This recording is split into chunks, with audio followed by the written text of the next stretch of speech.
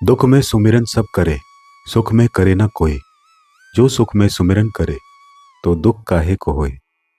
आइए इसे कुछ भागों में समझते हैं। शब्दार्थ, व्याख्या, कहानी और सीख। शब्दार्थ की अगर हम बात करें, दुख में सुमिरन सब करें। जब व्यक्ति दुख, संकट या परेशानी में होता है, तब वह भगवान को याद करता है, उनसे प्रार्थना करता है। सुख में करे न कोई। लेकिन जब वह व्यक्ति सुखी, सफल और संतुष्ट होता है, तब वह भगवान का स्मरण नहीं करता। जो सुख में सुमिरन करे। जो व्यक्ति सुख के समय भी भगवान को याद करता है, तो दुख काहे को होए। तो उसके जीवन में कभी सच्चा दुख क्यों आएगा? क्योंकि उसका मन हर स्थिति में स्थिर और ईश्वर में स्थित रहेगा। व्याख्या की अगर हम बात करें, कबीर दास जी का यह दोहा मानवीय स्वभाव पर गहरी चोट करता है। मनुष्य का स्वभाव ऐसा होता है कि जब सब कुछ अच्छा चल रहा हो, तब उसे किसी की याद नहीं रहती, पर जब कठिनाइयां आती हैं, तभी उसे भगवान, भक्ति और प्रार्थना की याद आती है। कबीर कहते हैं कि यह सही भक्ति नहीं है। भक्ति का अर्थ केवल दुख में भगवान को पुकारना नहीं, बल्कि हर समय, हर परिस्थिति में उनका स्मरण करना है। दुख में सुमिरन क्यों? जब व्यक्ति दुख में होता है, तो उसका अहंकार टूट जाता है। उसे महसूस होता है कि उसके बस में कुछ नहीं है। तब वह स्वाभाविक रूप से किसी बड़ी शक्ति यानी ईश्वर की ओर झुकता है।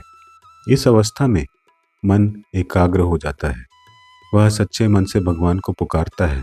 इसलिए लोग कहते हैं, संकट में सुमिरन सब करे। परंतु यह स्थिति स्थायी नहीं होती। जैसे ही व्यक्ति का संकट दूर होता है, वह फिर से अपने पुराने जीवन में लौट आता है और भगवान को भूल जाता है। सुख में सुमिरन क्यों नहीं? सुख के समय मनुष्य को लगता है कि वह सब कुछ स्वयं कर रहा है। उसे लगता है कि उसकी बुद्धि, मेहनत और भाग्य से सब कुछ संभव हुआ है। इस समय उसका मन बाहर की वस्तुओं में उलझ जाता है।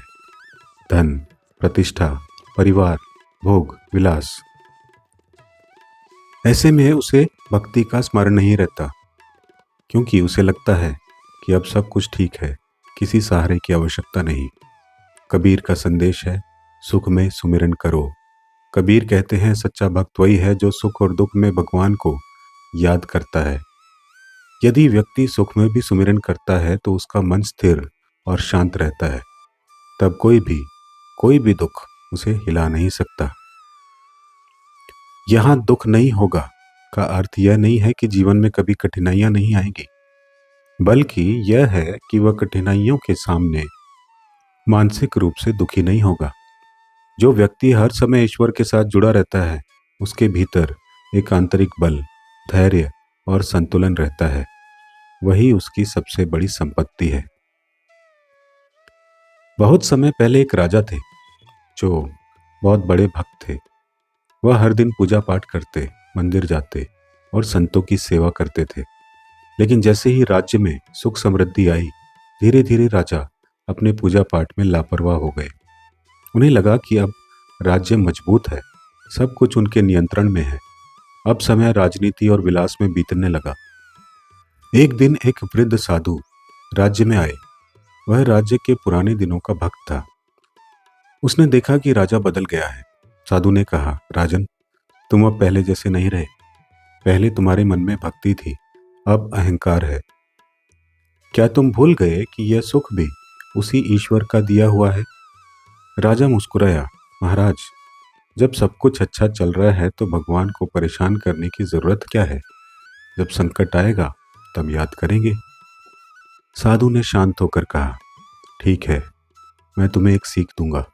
3 दिन बाद तुम्हें इसका अर्थ समझ में आएगा। फिर साधु ने राजमहल छोड़ दिया। तीसरे दिन अचानक राज्य में भयंकर तूफान आया। फसलें नष्ट हो गई। एक बड़ी आग लग गई। राजकोष खाली हो गया। राजा चिंतित हो गया और तुरंत भगवान के आगे रोने लगा, हे प्रभु, मेरी रक्षा करो। तभी वही साधु फिर से प्रकट हुए। उन्होंने कहा, राजन, अब तुम सुमिरन कर रहे हो क्योंकि तुम दुख में हो, लेकिन यदि तुम सुख में भी भगवान को याद करते तो तुम्हारा मन शांत रहता, तुम्हें यह संकट इतना बड़ा न लगता। जो सुख में सुमिरन करता है उसे दुख छू भी नहीं सकता। राजा की आंखों से आंसू बहने लगे। उन्होंने कहा, गुरुदेव, आपने मुझे सबसे बड़ी शिक्षा दी। अब मैं हर स्थिति में भगवान को याद रखूंगा। उस दिन से राजा ने भक्ति को अपने जीवन का हिस्सा बना लिया। उनके राज्य में फिर समृद्धि लौटी, पर अब वह हर सुख दुख को समान दृष्टि से देखने लगा। ऐसे ही एक बार एक किसान ने भगवान से कहा, हे प्रभु, जब भी मैं संकट में पड़ता हूँ मैं तुम्हें पुकारता हूँ और तुम मेरी मदद करते हो, लेकिन मैं चाहता हूँ कि कुछ ऐसा हो कि मुझे कभी तुम्हें पुकारने की आवश्यकता ही ना पड़े। भगवान मुस्कुराए, ठीक है, फिर तू हर दिन मुझे याद कर, चाहे खुशी हो या दुख हो। जब तू हर पल मुझ में रहेगा तब मैं तुझसे कभी अलग नहीं रहूंगा, और मैं जहाँ रहूंगा वहाँ दुख कैसे रह सकता है।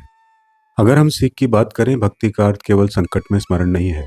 सच्चा भक्त वही है जो हर समय भगवान को याद करता है, सुख में भी दुख में भी। कबीर दास जी का यह दोहा युगों से लोगों को जीवन की सच्ची दिशा दिखा रहा है। मनुष्य का जीवन सुख दुख से भरा है, कोई भी इससे बच नहीं सकता, लेकिन यदि हम हर परिस्थिति में सुमिरन, ईश्वर का स्मरण करते हैं तो हमारा मन बाहरी परिस्थितियों से ऊपर उठ जाता है।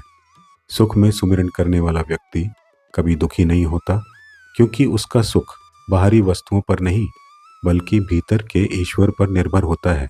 इसलिए कबीर जी हमें चिताते हैं, भक्ति को केवल आवश्यकता का सहारा मत बनाओ, बल्कि उसे अपने जीवन का स्थायी आधार बना लो। जब मनुष्य हर पल ईश्वर को याद रखता है तब उसका जीवन स्वयं ईश्वर का स्वरूप बन जाता है, और जहाँ ईश्वर है वहाँ दुख टिक ही नहीं सकता।